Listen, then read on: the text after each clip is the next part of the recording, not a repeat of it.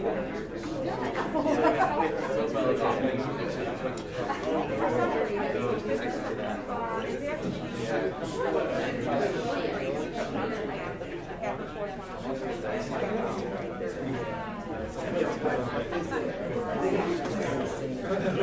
right, I'd like to call the meeting to order. If we could please rise and say the pledge.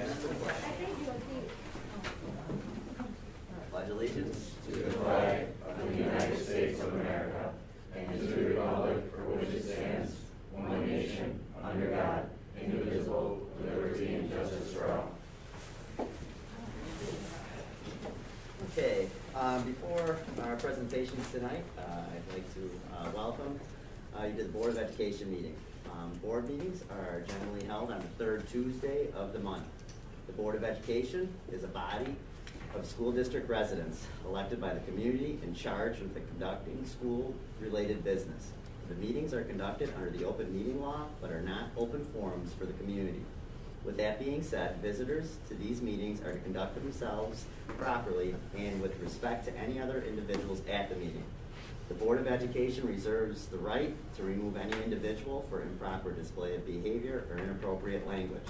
The Board of Education will have a period of time tonight devoted to visitor requests, if any, following any board presentations and the approval of minutes shortly after the opening of the meeting. Individuals wishing to address the board will be permitted to speak up to 3 minutes. For a total of 30 minutes may be allowed for public comment. When it gets to that point, we will, I will read the directions for addressing the Board of Education. With that being said, we have a few presentations tonight, and I think Mr. Winter and some of our football team is here. So go ahead, Mr. Winter, you guys. Where should I? Does it even matter? Doesn't matter. Okay. Guys, we've got like all our gear. If you want to do me a favor, we got 2 pictures, 2 plaques, and a block. All right. Sure. I'll take whatever you're not. Probably not a terrible thing that we're holding up a lot of hardware for this family. Okay. Great communication there.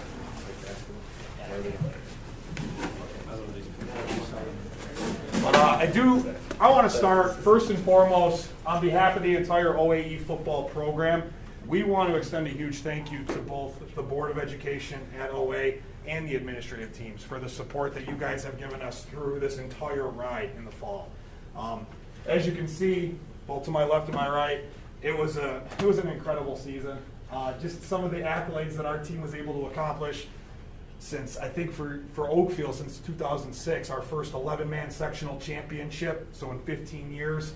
We were also fortunate enough to go on beyond that into the state tournament and capture a regional championship, which covering all of Rochester and Buffalo is a pretty amazing feat for our team to be able to accomplish. And then that earned us a trip to the New York State semifinals, where obviously we came up short there, but nonetheless, just capping off an amazing journey with a 12-1 record for these guys. You know, it is kind of funny because I think it was in the library. It wasn't much more than a little over a calendar year. I was standing in front of you all, and we were having a conversation on whether or not OAE was ready to move on from 8-man football. And just to see in that little bit of time over a calendar year where the program's been able to progress to is just a testament to the hard work like these 4, Cameron Kuzmano, Bodie Hyde, Caden Kuzmano, and Gage, some of our captains and guys that have played huge roles for our team the past few years. Just what they and the rest of their peers on our team have been able to accomplish, it says it all. 2 other feats for our team that I think are worth mentioning too. Number 1, not only were these guys successful from a performance standpoint, but we actually last week were just awarded by the Rochester chapter of certified officials the Sportsmanship Award for Class D. You know, and it's funny because one of the lead officials that came to present it to us, they made a joke that, yeah, typically the team that wins sectionals, they're not getting the Sportsmanship Award. You usually don't get one with the other. And the fact that these guys were able to be as dominant as they were while also displaying good sportsmanship week in and week out, I think is a huge feather on their cap. And then also, just from an outside observer too, I mean, yeah, as the coach, but nonetheless, watching these 2 communities, I think in my 4 years with OAE really come together like never before. It was I mean, it was just overwhelming, I guess, for a lack of better words, to turn around at some of our home games at Oakfield and see the people that we had in the stands and see the support that we had week in and week out. It was incredible.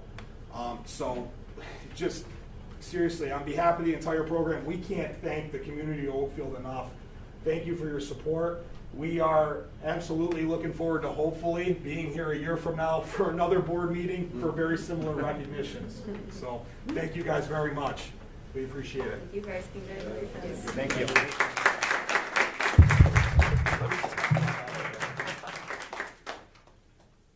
a lot, guys. It doesn't matter where we go, we just continue to hear about you. I'm at Rockford or at Kendall, I just keep hearing about how amazing you guys are. Carried over for basketball. I know a couple of you guys all you guys are playing. Yeah, good start so far, boys. Stop, guys. Thank you. Thank you. Tyler, congratulations. On behalf of the district and behalf of Oakfield, I know that our administration, including myself, we were there along for the ride, and it was great to see. And gentlemen, you guys are, hard workers. You were just incredible to watch. There's a picture of myself screaming, that the Batavian took. Wasn't a flattering picture of myself, but I was right there with you guys cheering you on, and congratulations. What an accomplishment.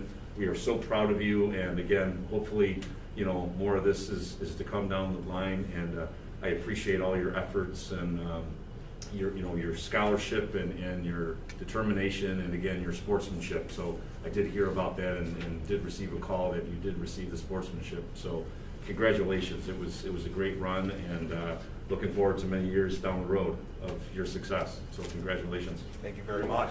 Thanks, guys. Thank you very much. Yeah, Ted's here. Ted's over there. Next up, capital project update here. And stand behind Mr. Peterson. Yep, there he is. Mr. Peterson.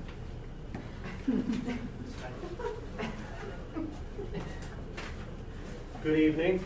I want to thank the board for inviting us out tonight for a quick update. As you know, we've been concentrating on a lot of the requirements for the next phase of the project, the push, which is going to be the high school here, the work that's going to happen soon in the spring.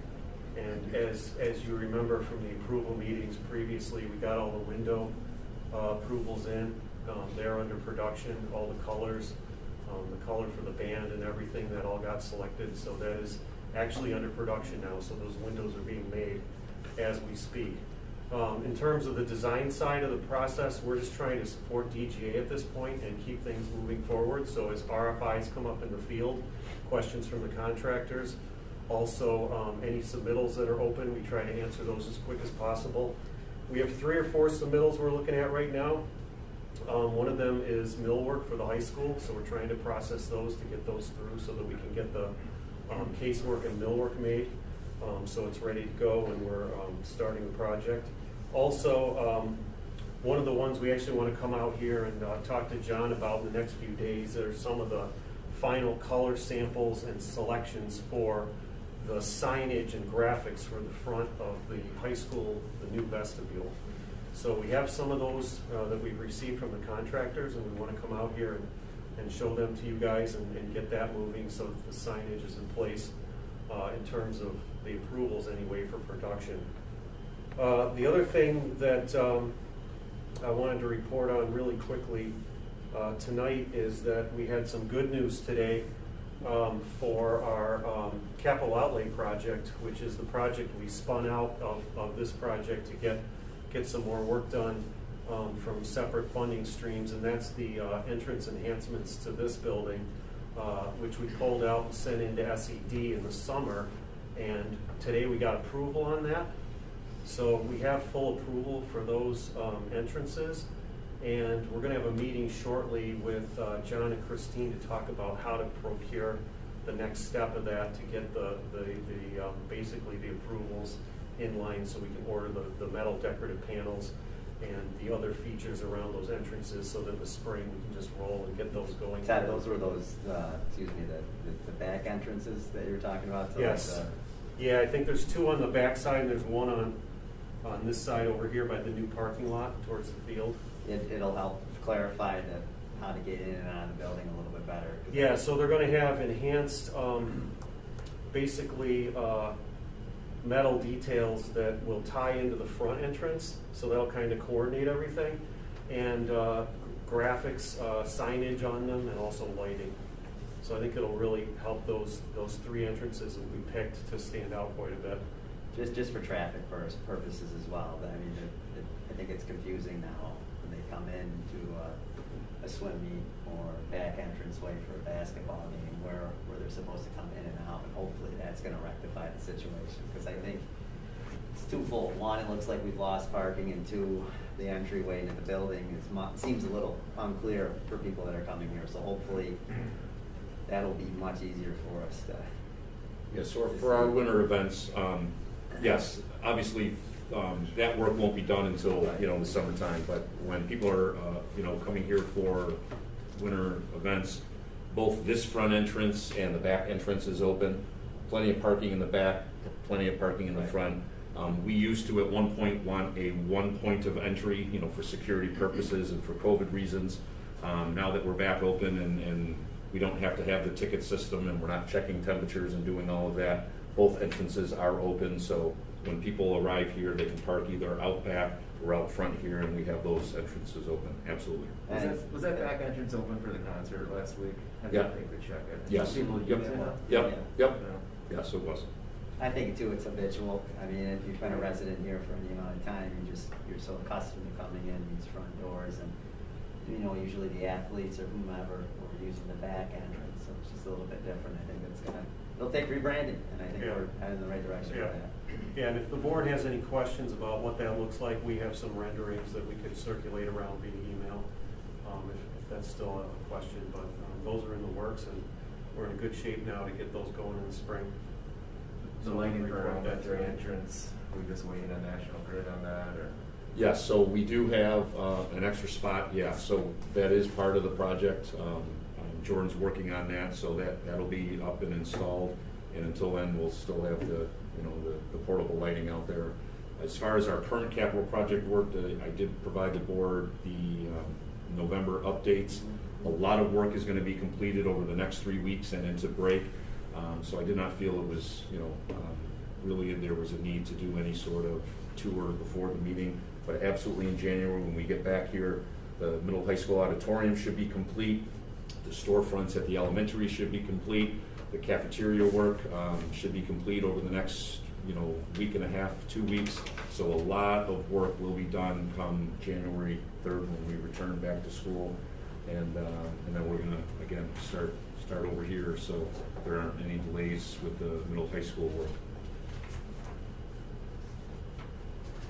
Sorry I interrupted, Ted. No, that's fine. It took a lot of my mind if I did. Just a quick update tonight. Any other questions, guys? All right, hey Ted, thanks for coming No out. problem. Again, I Yeah. appreciate it. Enjoy your holidays. Yeah, you Thank can you. see. Thank you. Okay, next on deck here is Mrs. Fisher, and it's a presentation coming from our literacy team. And Mrs. Kofta, I think. That's me. That's me behind the mask, and I think that's Mrs. George, maybe. That's me. Okay, sorry guys, I apologize. It's all right. Hi, everybody. Hello. So I'm Alana Fisher. Candace George. Corinne Kofta. So Corinne and I are reading specialists K-5, and Candace is kindergarten teacher. And we're excited that you guys invited us here to kind of share a little bit of our science of reading journey with you. It's been quite a journey. So if I can figure out how to use this. Okay, so at some point you're going to see, hopefully in here on the wall, you want to be here? Oh, it's fine.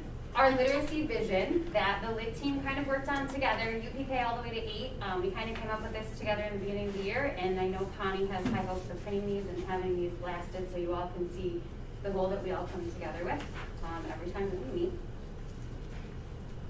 All right, so getting right into our journey. This is a lot of stuff that is hard to compile into a short amount of time, but we're pretty excited about it.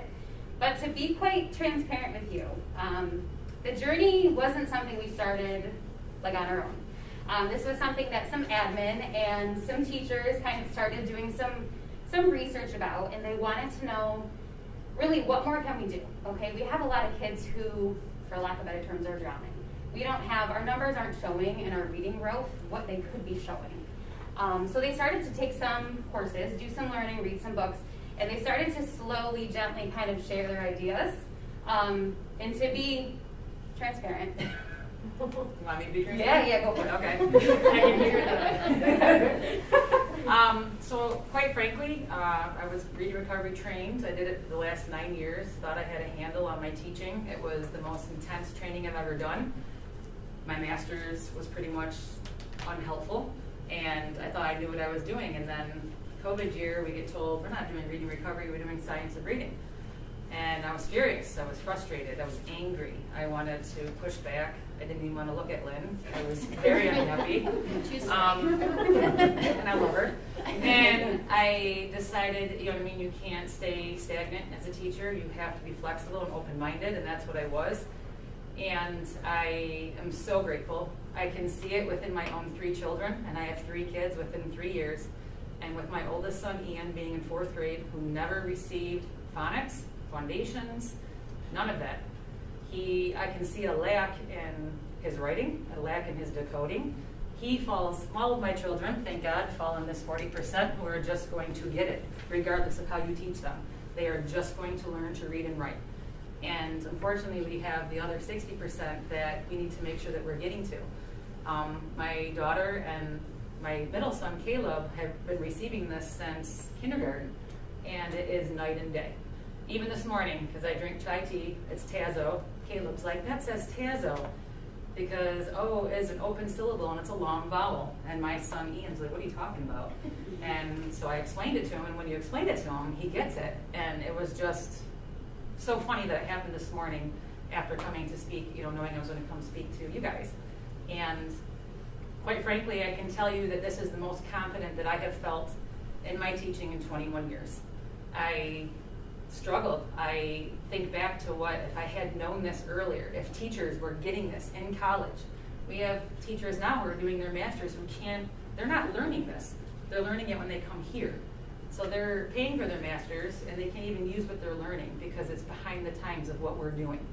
It hasn't fluctuated, and to my mind it should have started there before you're pushing teachers out into the workforce. And I mean, we did this in COVID year, and I can see within 3 years the change in the students that we work with. Like, it's mind-blowing.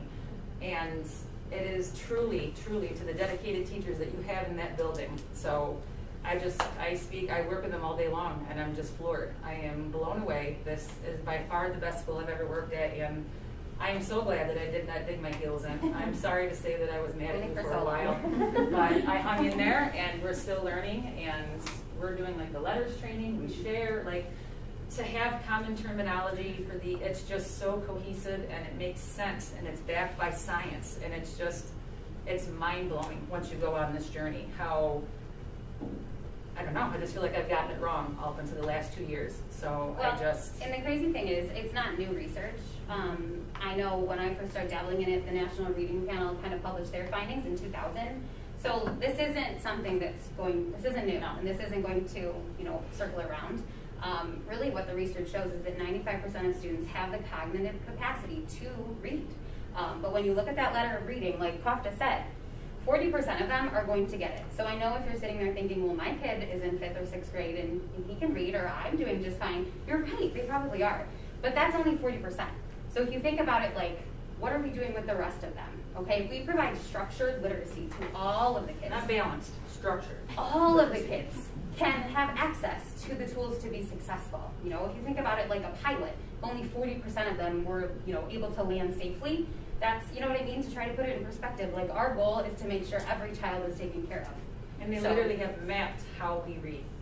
They know how you perceive it, what part of the brain is processing it, where it goes from there. They can prove it with science that they are tracking your eye movement, and you literally are looking at groups of letters in chunks. And so we need to teach our children. We are not born to read. That is not something that our brain is hardwired for. And in our training, we haven't even been hardwired to write. I mean, the human history has been language. It's sharing stories. It's talking. we, our brains are starting to, I don't even know what the word is because my heart is racing. I hate speaking in front of people. I'm sorry. I'm not making eye contact. Like I'm thinking about public speaking. I'm like, make eye contact, don't say oh. So I'm sorry. Like I'm so sweat right now. All right. Anyways, you're doing great. it's amazing. Like I don't know. Like I can't even. It's just I don't know what I was saying. I'm sorry. Don't apologize for your passion. So we have great passion, right? That's right. So it's all good. We pulled a quote from Kilpatrick, which is one of the books that our school kind of started doing together to do some more learning. It says, reading comprehension is our goal, and the most direct route to good reading comprehension is to make the word recognition process automatic so a student can focus all of their mental energy on the meaning. So this is where we started. Okay, we were missing the phonemic awareness in Tier 1. We were missing phonics instruction that was explicit and direct and sequential. No questions about who's teaching what. Yeah. Now we know at every grade level what they're learning, when they're learning it, and where we expect them to be. And then when they don't reach those places, we know we've done everything Tier 1, and that's where Tier 2 and 3 come in. And we have to teach them how to orthographically map, which means you are tying a sound to a symbol. I used to say, oh, what sound does this letter make? Letters don't make sounds. They represent sounds. So it's a whole new way of thinking, and if the kids don't understand how the English language works, the 44 sounds that make it, yes, this right here, right? It said if a child can memorize 10 words, they can only read 10 words. But if a child learns 10 sounds, the child will be able to read 350 3-sound words, 4,300 4-sound words, and 21,000 5-sound words just by learning those 10 sounds. And it just trickles. And so it's awesome. Yeah, I can talk about this. So Okay, this yes, is something that I came across. This is kind of I will call this the old way of how we were teaching kids how to read, memorizing words. So it says, memorize these 7 sight words any way that you can. So BPM means the, JWG means boy, QB means in. And then you have to try to memorize these words and then read this sentence. That's what it feels like for a kindergartner or first grader when you put a book in front of them and you haven't taught them what letters are, what sounds they make. This is what it looks like. And this is what it feels like. So a lot of times we were seeing kids that would look at a book and that's what it would feel like and look like, and then their behaviors were escalating, or their frustration was, they were getting really frustrated. And so this is kind of, it says an exercise in empathy. So it makes us realize and take a step back and say, wow, that's what it looks like for a kid who we haven't given the tools that they need to successfully read. And I was asking these kids to read aloud in front of their Yeah. peers. I mean, seriously, I wanted to cry when I did this exercise in our letters training, and I'm like, I am never having a child read out loud in front of their peers. I mean, Like, I it was just petrified that they were going to call on me. You know, like, they're calling, I can't do And this. these are really As adults. Think about a little 5-year-old. I mean, if you show them, where's the books that we were using? So that kind of leads into how we've adapted with our text, right? We were total level text. This was a specific grade, Dave, that was, I believe, a level C, as we called it, or level 3 in reading recovery. kindergarten. End of year K was expected to master this. They had to have it, right? But when you look at the text on that page, if you think about what is explicitly taught phonics-wise for these kiddos, they're not introduced to long vowels until first grade. They're not expected mastery of long vowels or digraphs or vowel teams The until only first word grade. by the end of kindergarten that they could possibly sound out is the word this, if they know what a digraph is. Which And they I'm looking learn, at they these just don't kids. have to have. Well, look at the picture, what makes sense? That was my prompt, that was what I was taught to do when I was trained, what makes sense? Nothing makes sense, they've never been taught these things. And here I am wondering why, oh my God, it's gotta be my teaching, why is this kid, there's something wrong? Like, battling back and forth, wondering why we're not seeing progress. I mean, it's crazy when you learn what you learn, and then you go back and you look at these, and the fact that we were expecting kids who weren't taught how to properly decode these words and what to look like and why does AY say A and why is this an open vowel, and you know what I mean, why is this This I don't is even know. September first grade is Yeah. how we were using it in the past. So long vowels and multisyllabic words. And I can compare it with, I'm sorry. No, you go. I can compare it with, this is an end of kindergarten, this is one of our GOs that goes with our foundations curriculum. And I can compare this with one of these, who should have put it on here, I'm sorry. But, for example, the text on this page says, mix it up, a pop of hot pink. By the end of kindergarten, I'm confident that my students that have learned all of their letters and sounds and some of these high frequency words could read this, because I've given them the tools that they need. I would say, you know, the 40 to 50% of kids that are going to read either way would be able to read this, but I'm confident that way more than that would be able to read this by the end of kindergarten. And it doesn't mean that we get rid of all of our level texts. Every training that we says, we're not getting rid of them. It's how you utilize it. When they are strong decoders, then you can bring in something like that, where they're expected to mix up all of these different syllable types and remember rules and be able to decode, because if they're stuck decoding, then they're not fluent and they're not comprehending. And the whole point to reading is to understand what you read. And here we are expecting kids that weren't prepared to read. Oh, it's reading comprehension, you know, and the fluent readers, it's not. We are learning now that it stems down to their lack of phonemic awareness. We are now heavy hitting tier 1 starting in pre-K. And it is amazing to see the difference, amazing. And it's never too late. If you look into Kilpatrick's work, you could do this with high schoolers. You know, you can give the pass where you're lacking, and you can fill those gaps. The fact to know that you can do it and it's not too late is just so motivating. I'm just going to talk a little bit about the primary level. And when I think about the primary level for reading, the word that comes to mind is foundation. I don't think anybody would ever try to build a house without a solid foundation. So our goal at the primary level is to give kids the most solid foundation we can. In kindergarten, well, UPK, I would say their goal is to expose the kids to all of the letters and all of the sounds. They are also dabbling in phonemic awareness, rhyming, syllables, what else? Rhyming, syllables. With onset rhyme, being able to blend sounds, segment sounds. So that's this all is starting all just listening. You at can the do pre-K level. phonemic awareness without even looking at anything. It's all listening. Yes. And being able to map in your mind where those sounds are. Because now you take the word slap and you say to the kid, now say it without ul. Well, you're asking them to pull out part of a blend. You know what I mean? So now it's going to become sap. And they have to think about this visually. Where's that L? What am I pulling out? What is left? And you've got kids in kindergarten, in first grade, who can do this. Yeah, I mean, if you look at this chart, I pulled a random kindergarten class just to show you the stuff that they're talking about with phonemic awareness. This is just some data to show we only have these little areas that are red, which means below. Everywhere else was at or above. And they haven't even been instructed in this. This is just what they did in pre-K. You're talking 3 and 4-year-olds.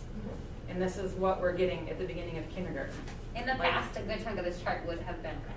Oh, yeah. So I'm excited because I think in a couple years from now, maybe we'll be invited back to show you the actual data and the numbers that can show why we're doing this. It's hard now because we've only started, you know, we only have so much, but it's very exciting. So after they're exposed to the letters and sounds in pre-K, then we go to in kindergarten, we make sure they all, well, in the difficult part, and I think you spoke about this, is giving all of the kids access to reading. So when I get a kindergarten class, not all of them have been to pre-K and have had access to all of the letters and sounds. So we spend the first 4 months of kindergarten going through all of the letters and sounds to make sure everybody has that solid foundation before we can move on to putting those letters together to make words. So I think that's the most exciting part, is that it levels the playing field for everybody. Everybody gets the tools that they need. So let's see. We don't move on until the kids are ready. So once everybody knows their letters and sounds, or once each child knows their letters and sounds, then we move on to tapping the sounds in a word. At, hat. But we can't do that until they know all of the letters and sounds. I think, I don't know, do you want this first grade next? Yes. So from here on up, now we have from UPK to 3rd grade, we are now providing, that we've talked about foundations in Tier 1. They're getting Haggerty in Tier 1, and they're all using geodes, I believe, except for 3rd grade. There's no such thing, correct?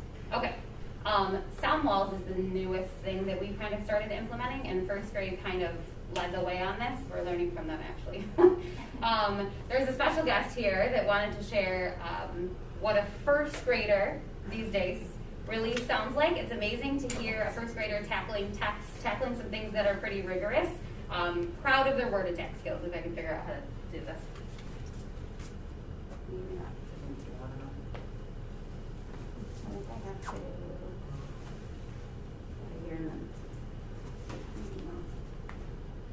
Sorry, guys. That's the bell on that screen? It sure is. And a Santy, it looks like? Yeah. You have a good eye.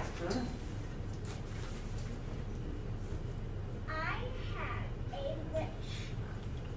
I wish to run a library with my pals, books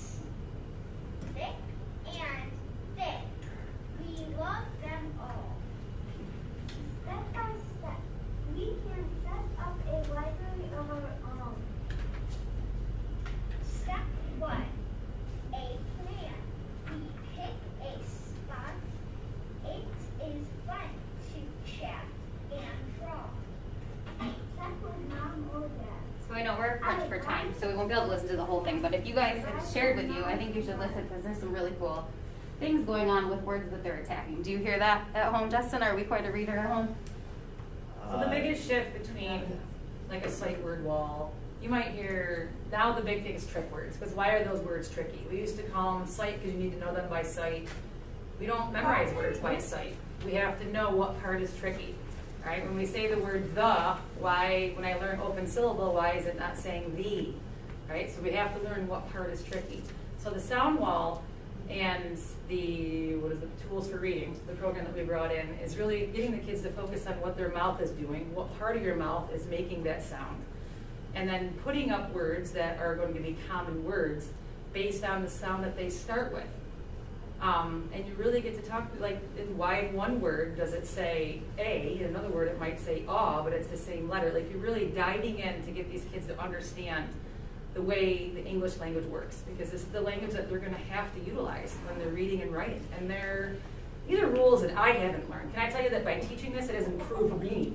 Because I am not a great speller, I am not a great decoder, and I just feel like it's just amazing if I had this. I mean, I look at words now and I'm like, oh my God, there's 5 syllables, there's 5 vowels, there's 5 syllables. They're just talking about this, like the stuff, like, it's just crazy that when you know the new things that you know, how it just opens up your mind. And I'm thinking, if I'm experiencing this as an adult, imagine these kids sitting there who struggled and hated coming to school and wanted to be good at something. And now it's just like, it's amazing to see how it just changes the way that they approach things. One area I really wanted you to see, and this is for every grade level, but specifically some samples out of first, just making sure that all of these parts are happening in Tier 1, our writing has improved like unbelievable levels. This is a sample from the same first grader, September, October, November. You can see the growth. You can see, even as amazing as their October passages, November, they're applying the glued sounds they're learning. They're applying vowel teams, long vowels. They're able to tap out words like snowman, clap out the parts so they can work on the first syllable before the second. It's a really huge celebration for our school because their writing is finally improving. And it makes sense to them why to do it that way. It's not just, oh, the teacher told me to, or oh, I have to memorize this. It like makes sense so they can apply it in every situation. Another sample first grade sent forward was the diagnostic decoding survey that they do with every first grader. Same kiddo, beginning of year to the one they just pulled for parent-teacher conferences.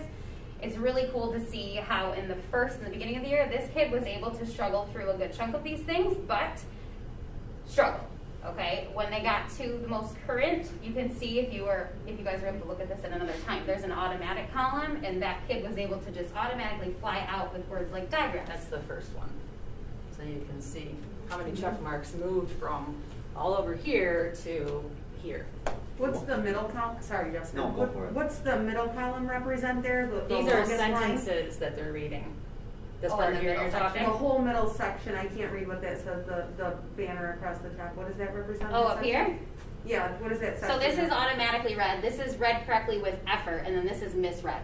And then after that, sorry? So this is misread, and this is where we would record what they did say. What they said, okay. So we could gotcha. compare where So it's your they're dictation, got it. struggling. Yep. Because you use this to drive your instruction. So if they are lacking in short vowel sounds or blends or digraphs, or with the older kids it might be double vowel teams, then you can really see where they need instruction. But this is just the decoding side of it. Then you have the encoding side, which is writing, and you need to get those to So what is that? Is bridge. that a foundation? Is that straight out foundation? Is that assessment? So really great reading diagnostic.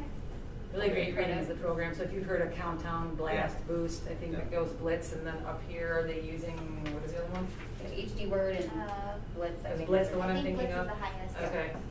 Yeah. So second grade was amazing. They filled in like 5,000 things that I know we don't have time to go through every piece, but the sound wall was another area that they felt comfortable sharing how proud they are of their kids. Mrs. Maxwell sent a little video. We don't have, I mean, it's 7 minutes, so we'll show you like a little clip of it, but it's just exciting to see these kids using language that you probably have never heard of, that I'm having to relearn. It's wild. Hi, Board of Education. This is Mrs. Maxwell's class. It's a very small group today, and we would love to show you how our classroom looks during our sound wall warm-up time. And this is part of the science of reading, where we talk about phonemes, the sounds that letters make, and we talk about what our mouth should be doing during that time. I think you'll be really impressed with the language the second graders are using this year. All right, so kiddos, we're going to do our warm-up just like we normally would do. All right, please flip to the phoneme and grapheme side to your sound wall pamphlet. I'm going to start by saying the grapheme, and you are going to tell me the phoneme that matches. For example, gate. Good. How about wagon? Good. Bat. Shell. Excellent. What about feather? Touch your voice box. So she eventually gets into some games and some cool things. It really is 7 minutes of some learning that we could have. So second had a lot to share. They're also using geodes, Haggerty on the daily. And then we kind of combined some things from second and third because they were seeing similar. One big shift that we've also made is making sure that vocabulary is a huge part of our day. So we're using these Sadlier vocabulary workbooks at almost every grade level, I believe. So, yeah, teachers are seeing some great benefit, just kids using the language, everything tying in together. They're very proud of it. And the cool thing that third grade mentioned was that we're finally in third grade, now that the kids that we currently have in third have had foundations all the way up. They're now able to kind of shift away from decodable readers as third graders and kind of progress into some more rigorous text, which is obviously the goal. So they also submitted a few pictures for you guys to see how kids are coding words. They're able to tell you every part of what a word can do. And they have to know the vocabulary that goes with it. They have to know what a breathe is, what a macron is, what a schwa is, what a syllable is, and all the different 6 syllable types. And it's just mind-blowing what they can spit back to you, you know? Yeah. One of the biggest shifts at 4th and 5th, in addition to the things you guys have heard, is the morphology piece. 4th and 5th graders are starting to really look at root words, prefixes, suffixes. They're able to tell you the meaning of things that we really never taught before consistently. We had some awesome people who would, put those things in places that they saw fit, but now we know what is being taught at every point and how it ties in. Teachers are getting really creative as to how to use these workbooks. I added a little slide for how it's really changed what we do for the MTSS, the RTI piece. We are now grouping based on skill. Teachers are learning the code, they're helping their learners crack that code. It's fascinating to see. I just feel like our instruction is finally headed where it should be. It's amazing. If you can't tell, we're a little passionate about it. And I do feel, thanks to COVID funds and things that I've allowed, all of you right here, we have curriculum, resources, tools, all of the things that really our district needs. And another big part of this is enrichment. We have really, with all of this, now that we're grouping based on skill, it's allowing classroom teachers to also group their kids by skill and work with enrichment and get their kids who are ready for more, give them the push that they deserve so that they're not sitting where they could be, but where they should be. So we've seen a lot of great things. I wanted to just show you a little piece of how I use the data. I mean, I'm finally thinking about conferences in 2 days. The prep work now is in your day-to-day up until then. So I'm able to see a certain kid. This is their goal, current goal. This is how long it took to master. You can see the progression. Some kids, there's 3 goals going at once, depending on what the goals are. And then eventually, you're able to see, you could click on the goal and it would actually link you to the data that shows how they achieved that score. So you can see the words that they're actually asked to do. So I think we're just feeling good about everything. So I'm sorry that we took up way more than we were supposed to. It's so hard to keep this short, but they said 10 minutes. I'm like, are you crazy? I can talk for 10 I minutes. know. Once I get past the nervousness. I know. So questions that you guys have for us that we overloaded you with stuff that was wild. I would just like to say thanks for your passion and to be able to see growth in kids during the last 2 years of very challenging times. I think that our district's lucky to have teachers that are so into helping these kids advance, and it's great that you guys have put a program like this together, and thank you. Thank you. I think if anything, your presentation demonstrates how no longer can teachers, especially K-4, be general practitioners. and teach to the broad general student. I think right now, what's crucially important is that you're a specialist in the art of teaching encoding and decoding, because they go hand in hand. And I think if you can't encode, you can't decode. And if you can't do those, you can't comprehend. And when they see Mr. Peterson over here, if they can't do that, they're lost. And so what really, I wish you could see through my mask, other than sticking my tongue out, you guys. I was smiling for absolutely the whole time. Your understanding of this is fantastic, but it's difficult to acquire. You didn't wake up last night in the middle of the night and read a couple of books and come here today. This has been a long journey, and the biggest word that you said, Mrs. Fisher, was consistency. That's what we've lacked, and there's no shame in any past administration here, but you've been a lot of different islands trying to do your absolute best. If it's through Words Their Way, Reading Recovery, neither of those are bad programs. I'm going to tell you right now, they're science-based and researched as well, and they've done wonders for students. But this is different, and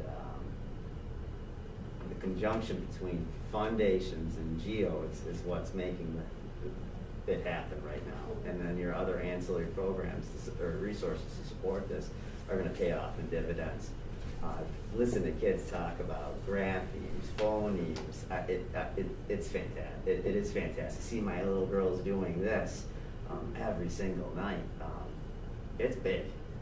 It's what we've needed to hear here for me for 3 years. I haven't heard this conversation other than Mr. Peterson's levels over there, which are equally as amazing to me. This is why I'm on the Board of Education, for this presentation and the last one. This is great.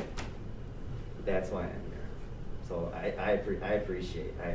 Trophies are wonderful, but they'll stay in the school. That won't. That won't. None of that will. That's going to go out, and that's going to change the world. This is great. It's life-changing for right. them.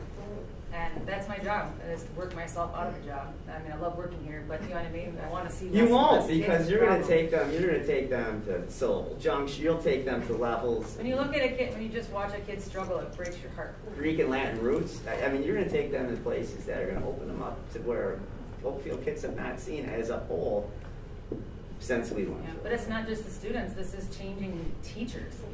21 years I've waited for something that's made sense to me.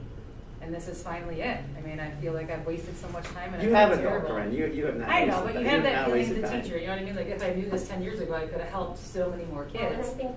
You know, but you don't know it until you know it. They talk about the confidence that we're giving our kids. We have more confidence as teachers, too. Yeah. We're more confident in what we're doing, and that it's working, and that it's helping everybody, all of the kids. But to hear Lauren from your class, Kate from another, to have the same conversation, or Nick, not Kate, I have too many kids.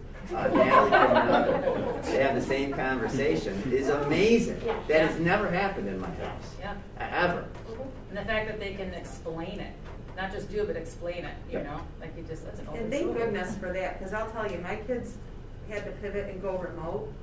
And I've been in education for 15 years, and my Annabelle's in 2nd grade. She brought a worksheet home. She said, Mom, can you help me with this? I said, absolutely not. I can't help you with that. I've never seen anything like it before. So she started, so Emma came down, and Emma started breaking it down, the swoop and the this and the that. So my 2nd grader was teaching me, and I think that's why I'm excited for it, because like Justin said, we all grew up with the what. That word says the because your teacher said it says the. Yes. You didn't break it down, you memorized it, right? This is focusing on the why. This is, like Candace said, building a strong foundation that's going to just keep taking them to the next level. So I share your excitement, Justin, and all of yours as well. Thank you. Thank you, guys. One other guest is Jessica Kramer. Without GBEP jumping in and really diving in with us, we wouldn't have had the classes and the online learning and the summer sessions and the resources. And Jessica comes back and assists us wherever we need it, whenever we want it. And so she's also been a champion for our county, and I think that she also deserves recognition tonight, because without her having the time and believing in us to say this is something we all should be doing, we wouldn't have made it this far into this journey. So, you know, this is definitely a team effort. We've got a lot of great resources, a lot of really dedicated people. And when I say take the risk and try, they really jump head first into that. So I thank everybody tonight for all of your hard work. They did it, and then I did it.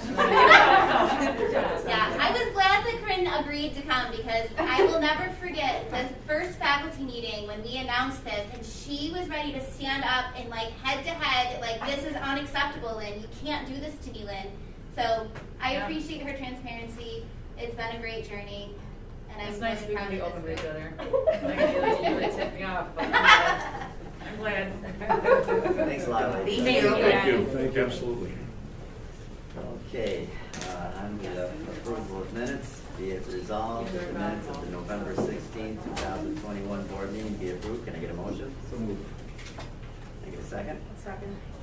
Any discussion? All in favor? Aye. Opposed? Motion passes. Be it resolved that the minutes from the special board meeting on December 10th, 2021 be approved. Can I get a motion? Second? Second. Any discussion? All in favor? Aye. Opposed? Motion passes. I do not believe we have visitors, any visitor requests tonight, so we'll move on to the approval of warrants. Be it resolved that after an audit of the bills, payment of November 12th, 2021, warrant and internal claim audit reports be approved. Need a motion? So moved. A second? Second. Any discussion? All in favor? Aye. Opposed? Motion passes. Treasurer's reports. Be it resolved that the treasurer's reports for the August 2021 be approved. Can I get a motion? So moved. Second? Second. Any discussion? All in favor? Aye. Opposed?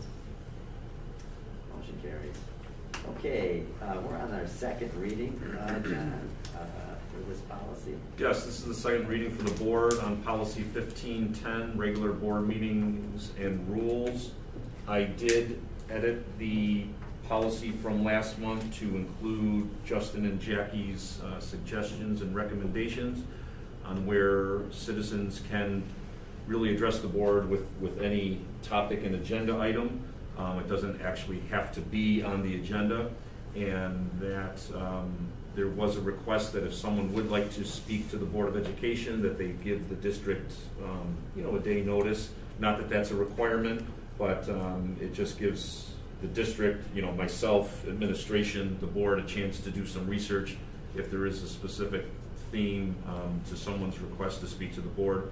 Other than that, it's basic, And you also kind of, secondary note, yes. kind of crafted up, and I think it was attached with the rest of the stuff, so I read, thanks on that. I don't know, I think that'll be a practice that I'll continue to follow, and it might be something that the next person continues to follow afterwards, just to kind of put out there what the expectation for behavior is. I don't know that I've got a suggestion here, but in reading that policy, the one thing that jumped out to me is the 3 minutes. I don't know that we've ever held anybody to 3 minutes. Of course, we don't time anybody. I do see a need to not allow that to carry on forever. Is 3 minutes a reasonable period of time to allow a community member to address us? It's a guideline, Matt, so the last there was the Patrick Burke meeting that we went to, and it seems like that's a pretty standard, Dan, correct me if I'm wrong, standard amount of time that's allotted. It's just more of a framework than an absolute. Depending on the number of folks that want to come in and speak. I mean, you can have an overwhelming crowd, so then you do want to keep it to a limited time frame. You're right in the sense that nobody is going to sit here with a stopwatch and correct, Yeah, it's still within a anybody. gap of time, 30 minutes. Usually the 3 minutes, for the most part, is about a theme. So I'll for example, if someone wants to address the board about, not wearing masks in school, and someone wants to stand up and say we should wear masks in school, and then if someone wants to stand up and say we shouldn't allow it, the 3 minutes is to the point where, okay, we've heard both sides, we hear you, you don't want to go on all night long repeating the same type of theme, so to say. But in a setting like this, if someone wants to address the board, no one's going to be here with the stopwatch, stopping you after 3 minutes. But it is a general rule that you have in place in case the board wants to enforce it. Seemed to be pretty standard practice when he was kind of going around the table talking about others. He said the lawyer that was talking to us was really highly suggesting that there was at least some framework in place, and then the caution redundancy. So you might, I don't know, I've seen where full unions will come in and they'll have 60 members sign up, and they'll say they'll say the same thing over and over again. What would be a better? How would you change that? Yeah, I guess started off with there. So I'm not sure. I had a suggestion. Should 3 be 5, or should there be some language to board president discretion? I guess I just get concerned about establishing rules that we have no intention of following. And if the moment does come that we were to say, hey, time's up, we get 3 minutes, we definitely establish a precedent that we allow community members to speak as long as they feel like they need to speak within reason. So I just point that out, that we've never held anybody to 3, and when we establish rules that we have no intention of following, that makes you wonder about all the other rules that we establish. Why do some matter when one doesn't? So one of the things that you just said, Matt, and I can remember not being on the board and watching a meeting, someone had come in and addressed the board, and the president at that time had said, you know what, I think we're done. And so I do like that language you just used, at the president's discretion. You're not really putting a stopwatch on it. I don't know how you can incorporate that type of language, but is that well within the board president's right to say, at 30 seconds, we're done, we're not going to talk about this?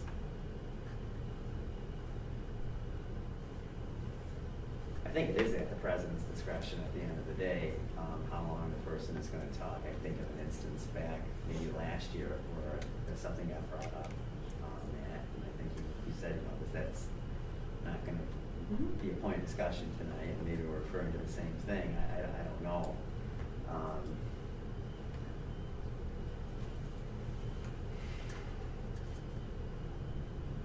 But you're right. If we're saying there's a rule. That's I'd be concerned about.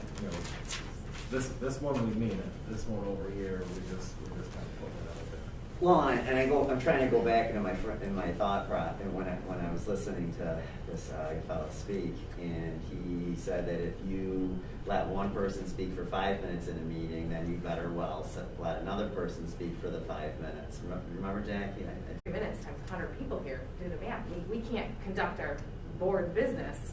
So at that point, that would be our ability to kind of, I think Jackie just said it. Maybe you change the language that says the board will reserves the right to limit to 3 minutes. Whether that's the board president or correct. Reserves and the maybe right for 3 and maybe minutes? that's that sentence. You just reframe that sentence to say, wasn't it? So we do have a cap of 30 minutes on it. Correct. Total, so That's the other part of it. You're allowing a certain block of time for comment.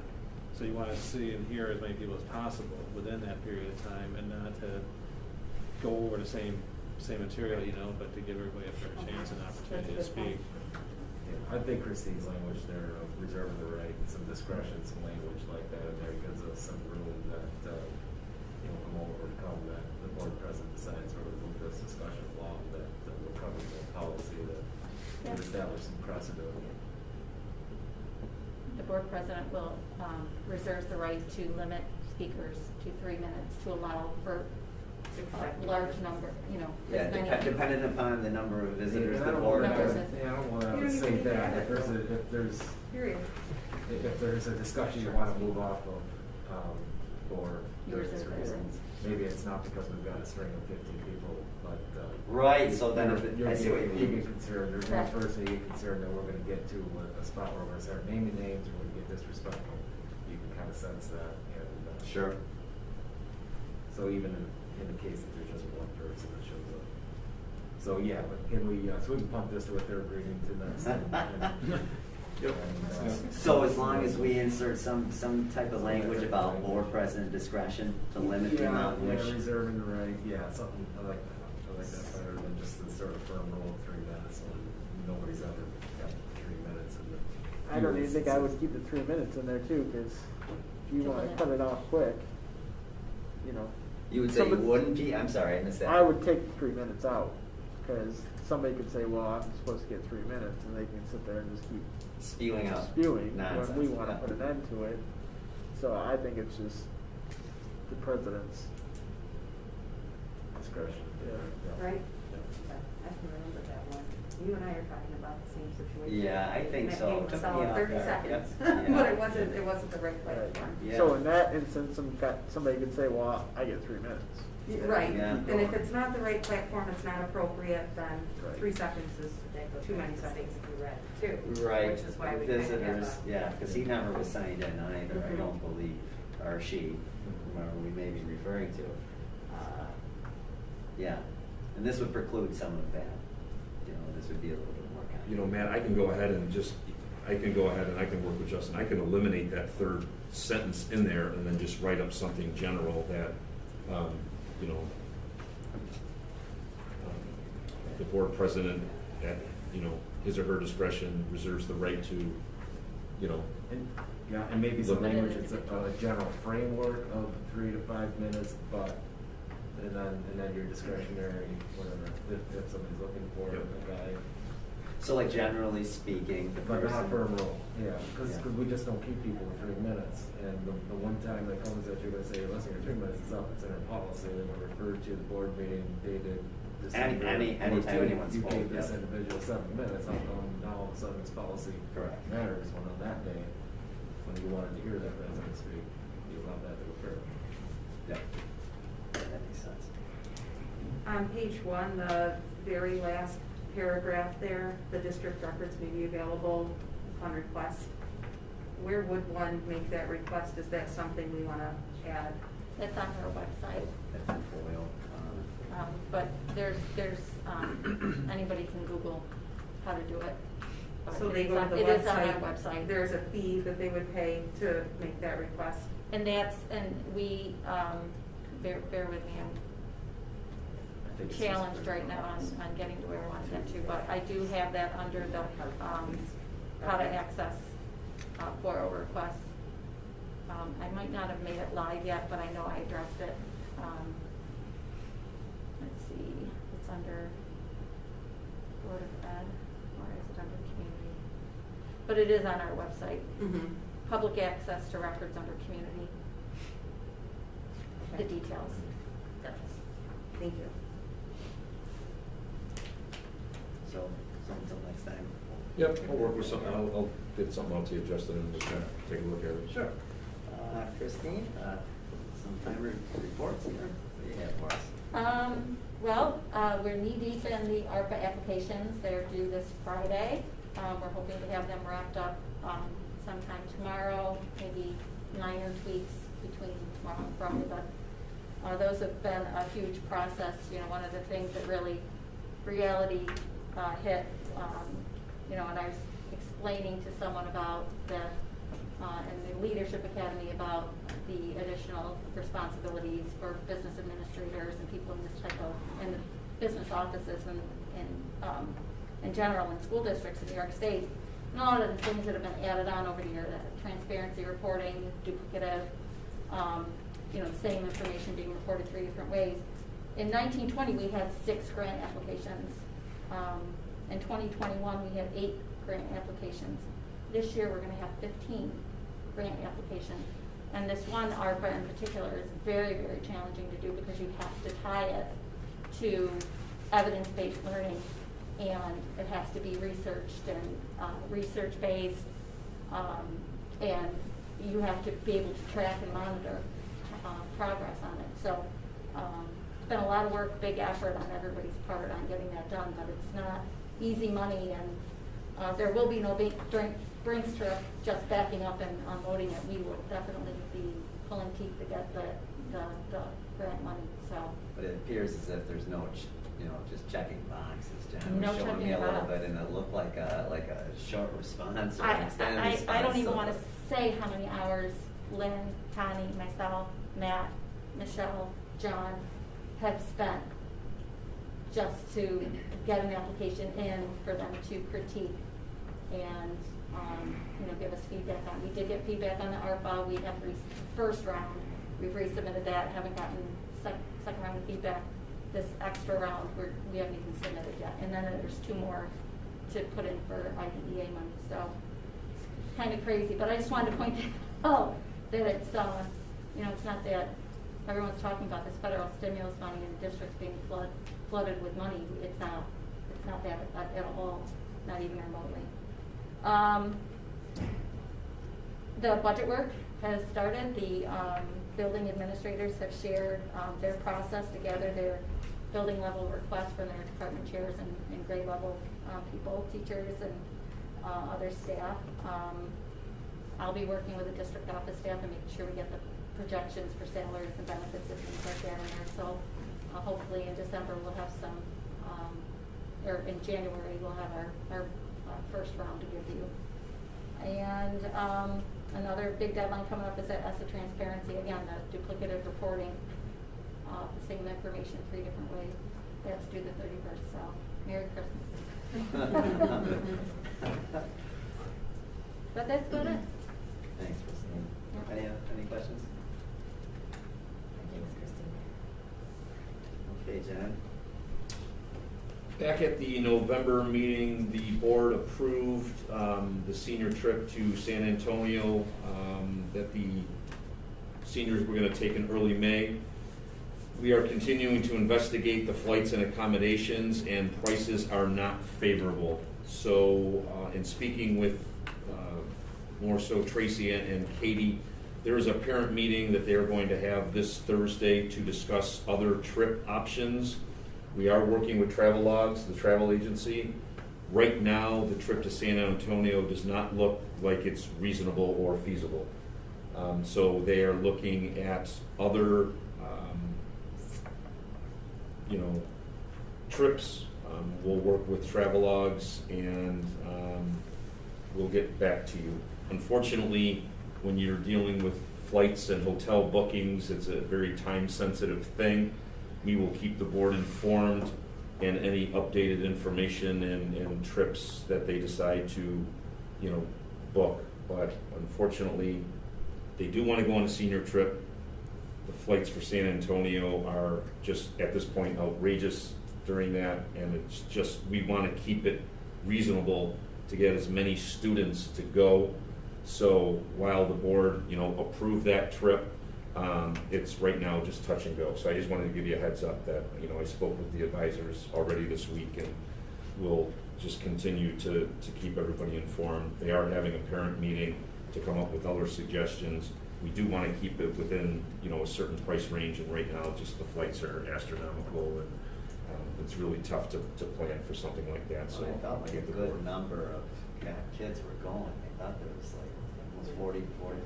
Yeah, and we want to keep it reasonable, and I know that's the board's. That's my hope. That's the board's goal, is to make as right. But right now, looking at the pricing, it's up here, and unless something comes down, unless miraculously something happens, again they're monitoring it. We're watching it very closely, and we're working with Travelogues. And I don't do a lot of flying.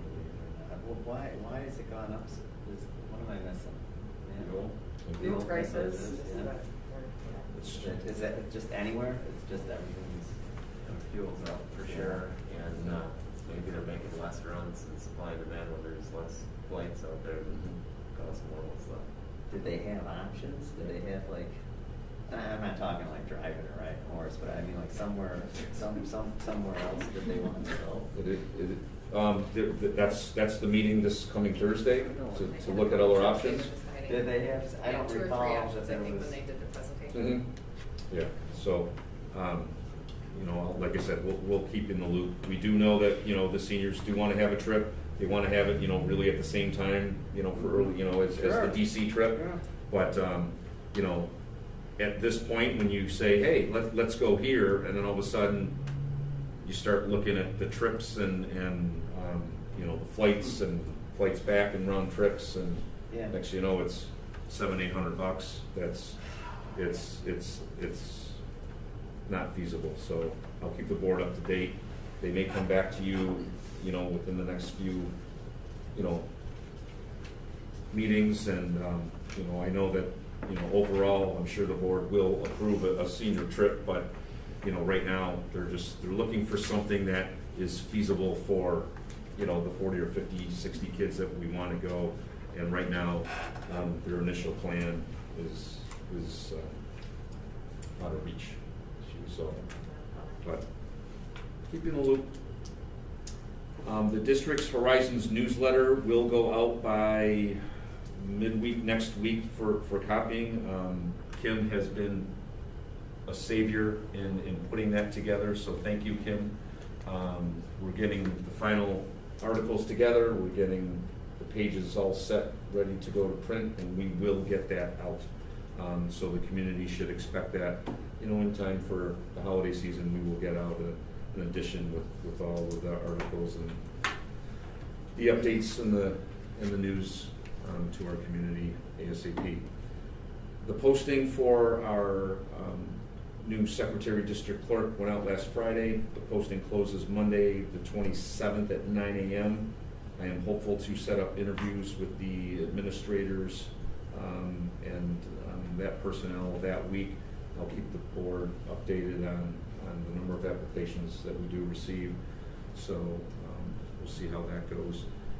Elementary has parent-teacher conferences this Thursday, so the students will be dismissed at 11 o'clock, as you heard from Lynn and obviously the lit team.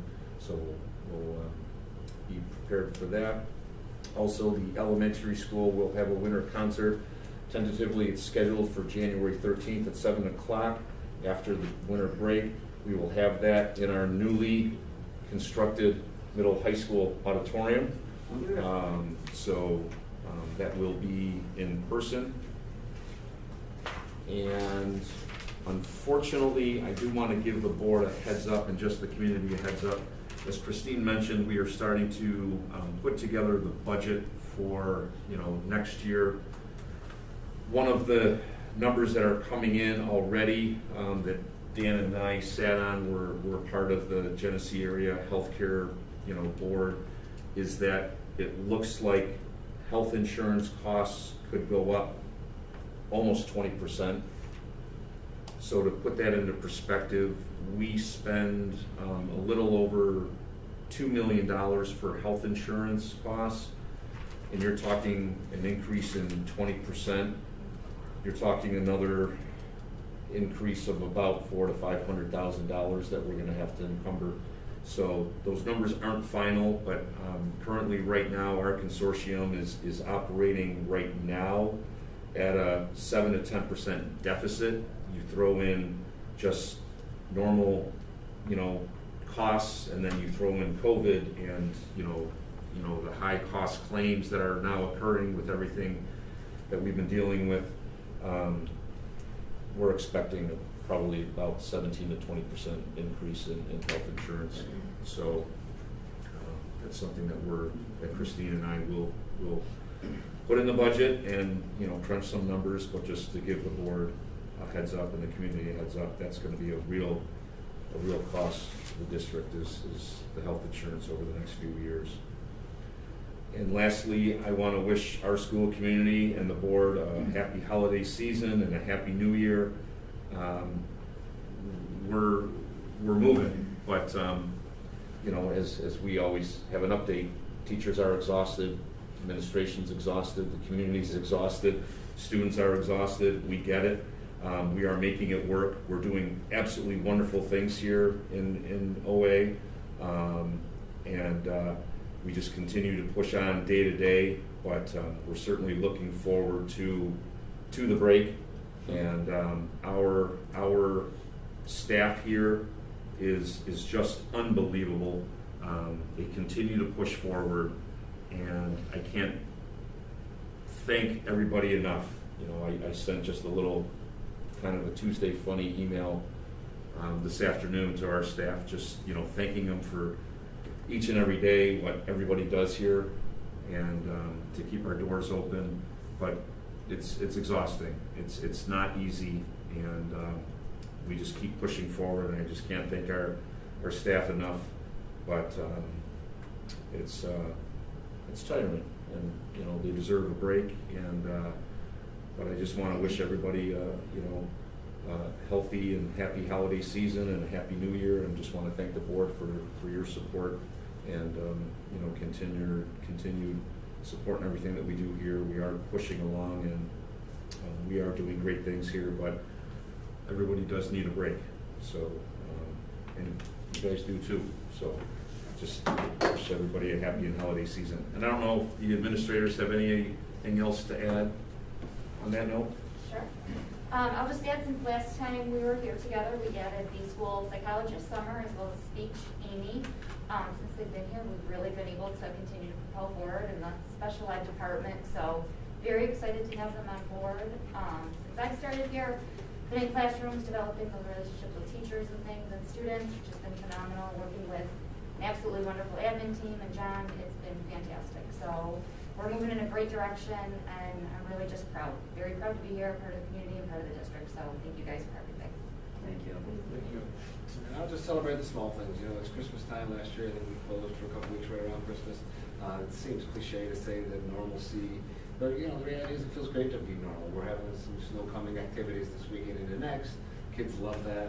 We have our Christmas concert we had. It was a wonderful concert. It just feels good to be doing those kind of things around the Christmas season. So I'll celebrate that. John stole both of my good news talking points.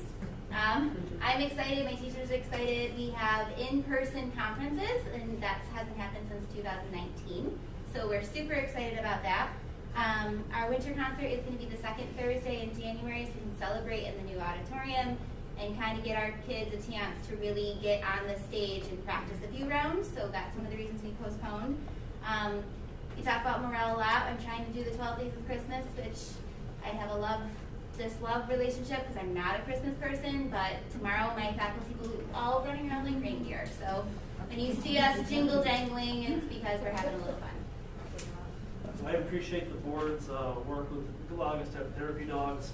This time of year is super stressful with power outages on top of it. This weekend I had Hank yesterday at school. To see the number of students and faculty whose days have gotten better because he's here is just amazing. And it was a pretty touching moment at one point yesterday. I had a student who refused to go to class, was at the other end of the school. I walked down there with Hank, and he instantly started hugging him and petting him. Hey, you want to walk him to class? Popped right up, got to class, and his whole day was positive and turned around. So it was really great to see that. I've been in elementary classrooms with him where kids just love seeing him. I'm going to be working with Lynn to do some activities where teachers can read to Hank as an activity, so I'm looking forward to that as well. So I appreciate the board allowing us that support. It really helps our kids and our faculty. And a couple of weeks ago, myself and two of our teachers attended the New York State Education Technology Conference, the state level. I've been presenting there for the past couple of years, and this time around I presented on this right here, presenting live streaming your school board meetings. I had a second session presenting on ClassLink, which is what we use for our single sign-on. And the third one was ClassLink, Studio, and I'm drawing a blank, but there were 3 different workshops. Must have been a great presentation. Yeah. If you can't remember it, Rob. It was ViewSonics. I was thinking. So the ViewSonic panels that are presented back in 2017 at that same conference, now 5 years later, showing our progression of how they're in classrooms, how teachers use them, etc. So myself and 2 of the teachers had a good Saturday, Sunday, Monday, Tuesday conference, a lot of different topics. And as you can imagine, ed tech is really, because of the pandemic, now everybody is a tech expert and wants to learn the tools even more. So it really pushed everyone forward. So it was a good experience for all of us. Thanks for going to that, Rob. I do brag a lot about our technology here, especially for our board meetings. I won't name districts, but one that I'm familiar with, like I think uses an iPhone. Actually, we will have visitors here, because I was saying in my session, come to a board meeting, because I set everything up. It's and you really can see cool. it, in person. So we may have visitors for that. And Matt, just more, thank you for your correspondence this past weekend. Really appreciate it. Special people working. Yes, yes, you do. So thank you for doing that. Keep doing that. Yes, I appreciate it. And thank you for doing what you do, along with the rest of the admin team. On new business, I think. Can I ask 2 questions to Please, John real quick? please John, do. we got 2 Yeah. hot questions floating around the community right now. Question number 1, any intention of closing early before the winter break? No, Thank you. absolutely not. And I'll look right into the camera and say Thank you, that, like I mentioned, we have unbelievable staff working here, and there is absolutely no intention on closing school before the break. As you know, we are under different, close contact, and I talk to Paul Pettit weekly. We're under different times now, and just different regulations, and so, when we do have positive cases, we are monitoring that daily, but I have no intention, unless, we end up losing 15, 20, 30 staff members and teachers and administrators, I do not have any intention on closing school before the break. Thank you, sir. And your second question? My second question is, following the break, any intentions on extending that break at this time, or is it too soon to know? No. Again, we are monitoring daily. I have the nurses uploading information into an Excel sheet. I have to report our daily numbers to the state, and as I mentioned to the community, I did discontinue the alerts.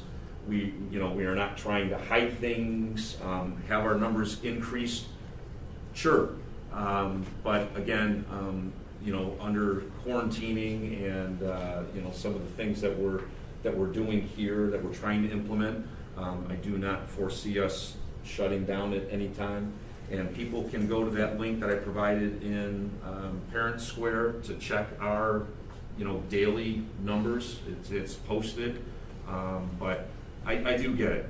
Just the amount of time and energy that we have to take, and just the alerts. It was getting bothersome, and we do need to get back to some sort of normalcy. So we're certainly not trying to hide things. The numbers are out there. I have to report them, so you can just click on that link. But other than that, I do not foresee that. But once again, if there is, an issue where we're starting to see a lot of students and a lot of staff going down, then the board and the community will be the first to know. But at this point, we're plugging forward. Thank you. And I think there's a lot of districts that don't even, we can do it weekly or even monthly. There's some districts that do it. There's quite a few that don't report them. Right. Yeah. And it's,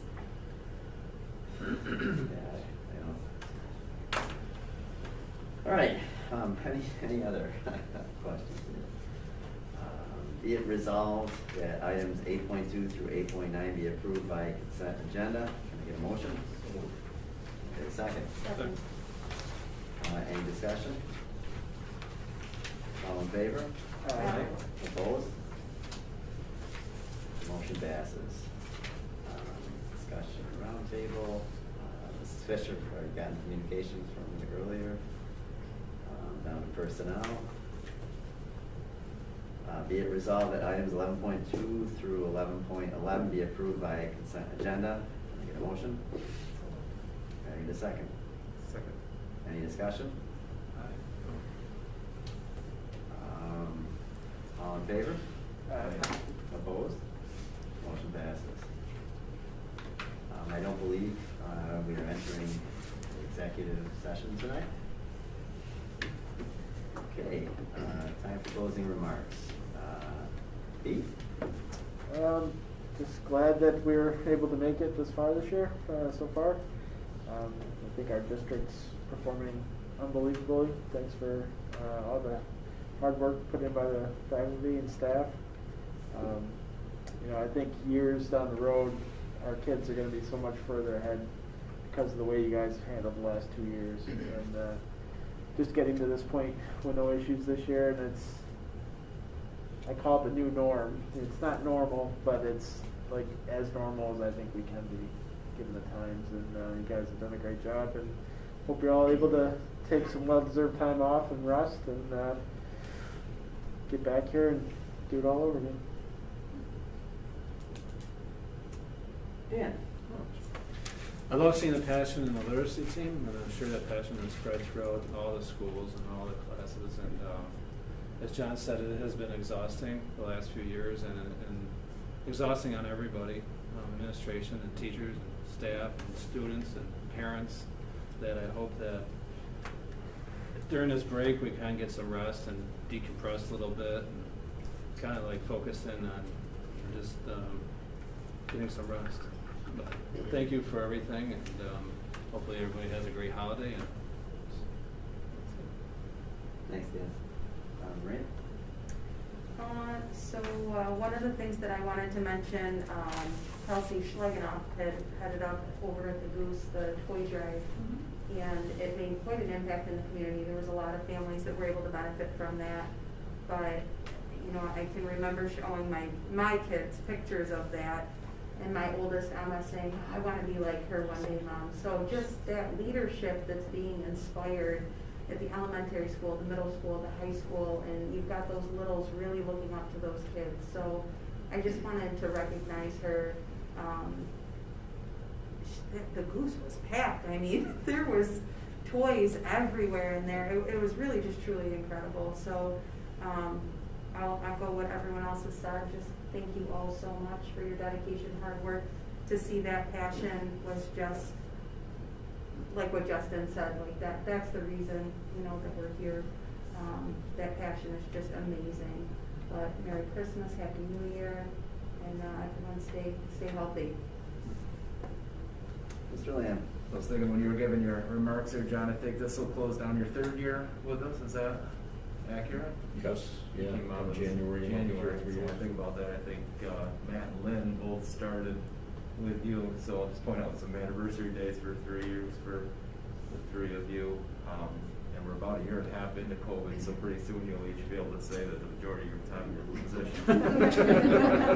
It's getting forward. We appreciate everything, that all the staff and, the 3 of you have done. And congratulations on your anniversary dates coming up, and keeping these kids in school the best that you've been able to do. It's been great, and what a strange time we're living in. Hopefully at some point we'll get it past us. Jackie, thanks, man. Well, I'm going to echo everybody else and thank everybody for all the good that happens here. And I've said it before, every week, every day, every month, I learn something new about this school, about this district, about our community, our students, our staff, our admin, and the little things that might just be little are really big. And when you put all those little things together every day at different schools, different classrooms, different communities, that makes a big, big difference in people's lives. And I think that's really, really something to recognize and appreciate everybody's efforts from top to bottom, bottom to top. It can't happen without everybody, and it's pretty amazing, and I'm very proud of it. So thank you to all, and happy holidays. Everybody be safe, healthy, and happy. That's the big goal for this. Get back to school. Thanks, Jackie. For me, it's pretty cool to see that we're not in bandage mode here. A lot of districts out there are just kind of making it through the day, and just so that they can go through it again the next day and then wonder why didn't anything get better. I know things aren't perfect here, and always climate and culture can be improved. But I think when I listen to just the last couple of months here, we've got substantially better in a very, very difficult time. And it's clearly evident within our children at the elementary and at the high school. And it's not just done by administration, it's not just done by teachers, it's done by the whole staff. And hopefully, we'll make it through the next few days here without any major catastrophes, and we see a new year where there's more positivity felt within and out. I'd like to make a big effort with our culture and climate here moving forward. I think we've attacked our goals pretty effectively with our budget and with our academics, and I think it's on to the next. I think we need to do a lot of healing after this is over with, and like Matt and everybody else said, it's been tough. This has been hard. You guys have felt it, we have felt it. I was in a room today at the end of the day with a lady that I've talked with for 20 years. She said she wanted to quit.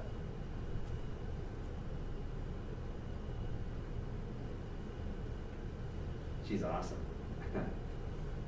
And I can imagine there's people like that in this building and in a lot of other places right now where they're tired. Let's hold on and get through this next couple of months here and rebuild. And then I appreciate all the communications that we've received, and we hear you, and we'll work together to make it better. So with that being said, I wish everybody a happy holidays and a happy new year. And if I could get a motion to adjourn this meeting at 7:26. So move. Second? Second. Any discussion? All in favor? Aye. Motion passes. 7:26. Thank you. Thank you. It's freezing. You don't get to circulate.